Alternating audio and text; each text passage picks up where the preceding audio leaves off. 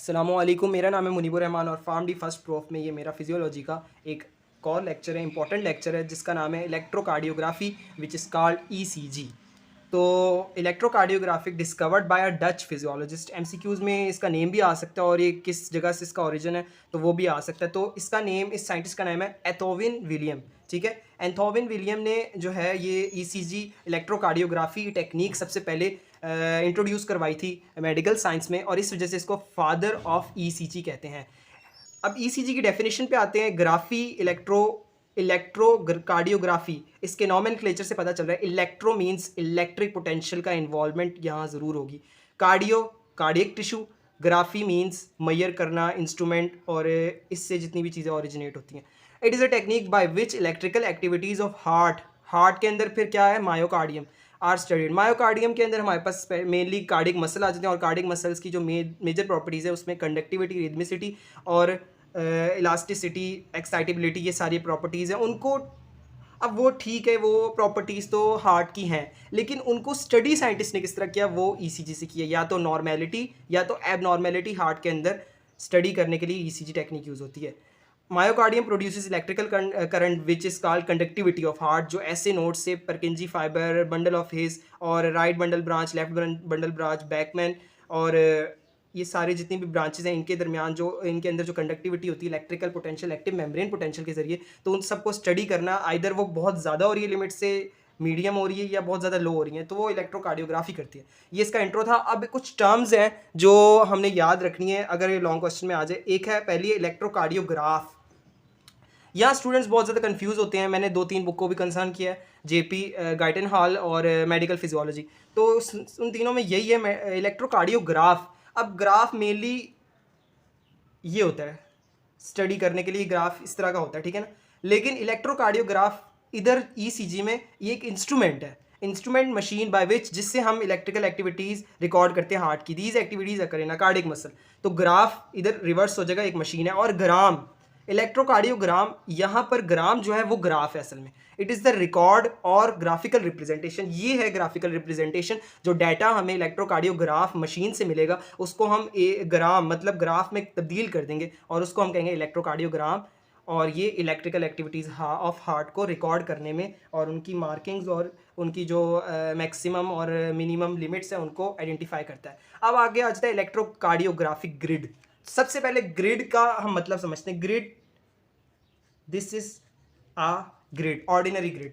Grid is a collection of vertical and horizontal lines in a paper, ठीक है ना। तो वो मिलकर एक ग्रिड बॉक्सेस बना देती हैं which have equal weight by means of volume, mass या लेंथ। तो यहाँ पर हम 2 डायमेंशनल ग्रिड बना रहे हैं तो अंडरस्टूड है कि इनकी जो लेंथ होगी वो सारी ग्रिड की इक्वल होगी। अगर एक्स एक्सिस पे कोई क्वांटिटी, वाई एक्सिस पे, तो उन दोनों की रेशियो हमेशा कांस्टेंट आएगी। ये होती है ग्रिड। तो पेपर जो यूज़ होगा ईसीजी में उसको हम कहेंगे ईसीजी पेपर, इलेक्ट्रोकार्डियोग्राफिक पेपर, और वो रिकॉर्ड करेगा ग्राफिकल मैनर को। Lines markings on ECG paper in vertical and horizontal way which form ECG grid. तो vertical line 1 millimetre, vertical line के दरमियान जो हमारे पास लेंथ्स होंगी, डिस्टेंस होगा, वो 1 मिलीमीटर का होगा, 1 मिलीमीटर। और हॉरिजॉन्टल लाइन के दरमियान भी 1 मिलीमीटर का होगा, लेकिन वर्टिकल और हॉरिजॉन्टल लाइन की जो 5th लाइंस होंगी वो हमेशा 5 मिलीमीटर थिक होगी। वो एक ऐसे थिक करके लाइन होगी, वो मैं आगे आपको समझाऊंगा कैसे। Usually on x axis time is taken, हम टाइम को एक्स एक्सिस में लेते हैं क्योंकि इलेक्ट्रोकार्डियोग्राफ में हमें ना जो ग्राफ हमें मिलना है, ऑब्टेन होना है, उसको हमने टाइम के साथ हमेशा रिलेट करना है। Because we note that 72-76 beats per minute हमारा हार्ट जनरेट करता है, तो ये टाइम के साथ रिलेशन है। फॉर एग्जांपल 120 अगर 220 बीट्स पर मिनट कर रहा है तो उसका ग्राफ कुछ और आएगा, और अगर 60 पर बीट्स कर रहा है तो उसका ग्राफ कुछ और होगा। और जाहिर सी बात है जब बीट ज़्यादा होंगी तो एरिथमिया कंडीशन हो जाएगी, ठीक है, और हाइपरट्रॉफी ऑफ एवी नोड्स, जो एवी नोड है वो हो सकता है। तो ये सारा हम ईसीजी से करते हैं। अब हमें नॉर्मली तो हम जो हमारे पास इंस्ट्रूमेंट है उससे हम अगर अपना ब्लड प्रेशर या हार्ट की जो कंडक्शन, ब्लड प्रेशर तो मेजर कर सकते हैं लेकिन हार्ट की इलेक्ट्रिकल कंडक्शन को मेजर नहीं कर सकते। तो इस वजह से ये ईसीजी की सिग्निफिकेंस है। एक बार लॉन्ग क्वेश्चन में भी आ गया था सिग्निफिकेंस ऑफ ईसीजी क्लिनिकल में भी, और सिग्निफिकेंस वैसे भी पता होनी चाहिए। तो स्पीड ऑफ पेपर, अच्छा पेपर ना ऐसे करके यूँ रिवॉल्व हो रहा होता है, ऐसे, या तो रिवॉल्व हो रहा होगा या ऐसे चल रहा होगा। तो ऐसे चल रहा होगा और यूं यूं यूं ग्राफ बन रहा होगा, और जो उस पेपर की स्पीड होगी वो 2 मैनर्स में होती है। अगर हमारे जो बीट्स हैं वो ज़्यादा आ रही हैं तो हम 50 मिलीमीटर पर सेकेंड से पेपर को रन करेंगे, अगर कम आ रही है तो 20 मिलीमीटर पर सेकेंड से।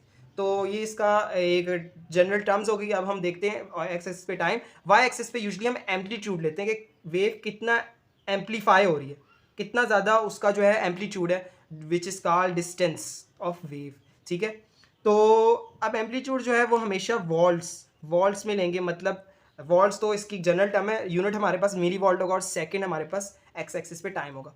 तो देख लेते हैं 1 मिलीमीटर जो हमारी जो छोटी लाइन्स है 1 मिलीमीटर की, उसमें जो सेकंड्स होंगे वो 0.04 सेकंड्स होंगे। अब इसी को 5 से मल्टीप्लाई कर दे तो 0.20 सेकंड्स, मतलब कि हर 5 लाइन्स के बाद हमें 0.2 सेकंड्स का इंटरवल मिलेगा। इसी तरह वॉल्ट्स में हमें इस तरह जब एक्स वाई एक्सिस पे जो वॉल्ट्स हो रहे होंगे वो मिनी वॉल्ट्स हमें 0.1 मिल रहे होंगे और हर 5वीं लाइन पे हमें 0.5 मिली वॉल्ट्स मिलेंगे।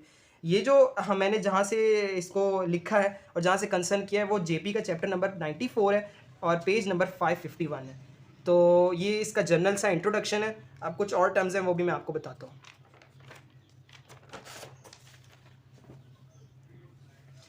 अब हम आते हैं ECG leads. What is ECG Leeds?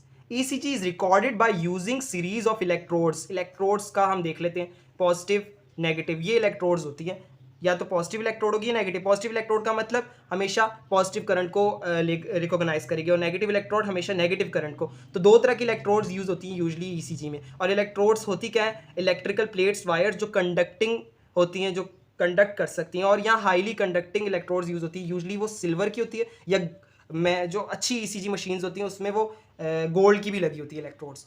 On the surface of the body, अच्छा वो इलेक्ट्रोड्स जो होती है ना वो ऐसे करके ऐसे होती हैं, उनको ना सरफेस पे लगाया जाता है बॉडी की।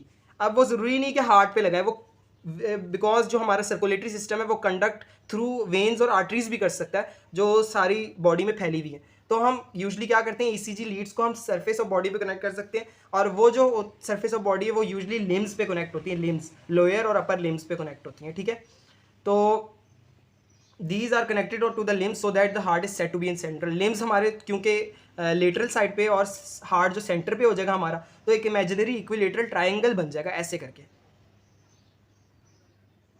ये इलेक्ट्रोड्स हैं, ये हमारा हार्ट है, तो एक इक्विलेटरल ट्राइंगल बन जाएगा बिकॉज इक्वल कंडक्शन हो, तो उसको हम कहेंगे एंथोविन ट्राइंगल, एंथोविन ट्राइंगल। और ये इस ट्राइंगल की भी सिग्निफिकेंस ये है कि अगर इलेक्ट्रोड्स हमारा एक इक्विलेटरल ट्राइंगल ना बनाए तो हमारी ईसीजी वेरी हो सकती है। वेव्स ऑफ ईसीजी पर आते हैं। कुछ वेव्स होती हैं ईसीजी की जिनको हम देखकर पता लगाते हैं कि मैक्सिमम या मिनिमम वेव्स की अगर हमें मिलती हैं तो उससे हम रिलेशन पता लगाते हैं कि हमारे अंदर या जिस पेशेंट के अंदर हम देख रहे हैं ईसीजी, तो उसके अंदर कौन कौन सी डिजीजेस हो सकती हैं। तो normal ECG consist of major waves, कुछ वेव्स हैं, देयर कॉम्प्लेक्स, उन्हीं के कॉम्प्लेक्सेस और इंटरवल्स हैं और उन्हीं के कुछ सेगमेंट्स हैं। अब इनके बारे में मैं आपको बारी बारी करके बताता हूँ। वेव्स नेगेटिव पॉजिटिव होंगी जाहिर है। कम्प्लेक्सेस 3 या 2 वेव्स मजमूई तौर पर जो एक वेव बड़ी बना रहे होंगे उसको हम कम्प्लेक्स कहेंगे। इंटरवल 2 वेव्स के दरमियान डिस्टेंस जो, या डिस्टेंस इस जगह पर मैं डिस्टेंस टाइम को कह रहा हूँ, ये दो एक वेव है, ये दो दूसरी वेव है, इसके दरमियान डिस्टेंस वो टाइम ही होगा ऐसे।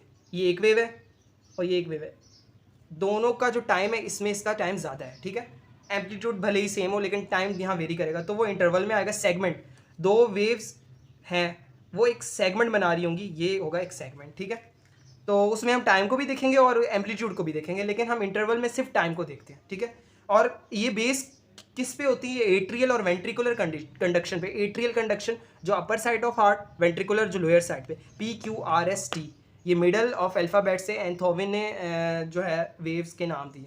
तो हम देखते हैं P wave, the atrial complex. जो पी वेव है, फर्स्ट वेव है, वो एट्रियल कॉम्प्लेक्स होगा जब एट्रिया की डीपोलराइजेशन हो रही होगी एक्शन पोटेंशियल से। QRS जब रीपोलराइजेशन ऑफ एट्रिया हो रही होगी और डीपोलराइजेशन ऑफ वेंट्रिकुलर हो रही होगी, तो QRS कॉम्प्लेक्स बनेगा, एक जो मैंने आपको बता दिया कॉम्प्लेक्स होता क्या है। फिर एक इंडिविजुअल टी वेव बनेगी जो फाइनल वेंट्रिकुलर कॉम्प्लेक्स, जिसको हम वेंट्रिकुलर रीपोलराइजेशन कहते हैं। और QRST which is next wave या नेक्स्ट हार्ट बीट की जो ECG मिलेगी, तो वो QRST होगी, वो अगेन वेंट्रिकुलर कॉम्प्लेक्स।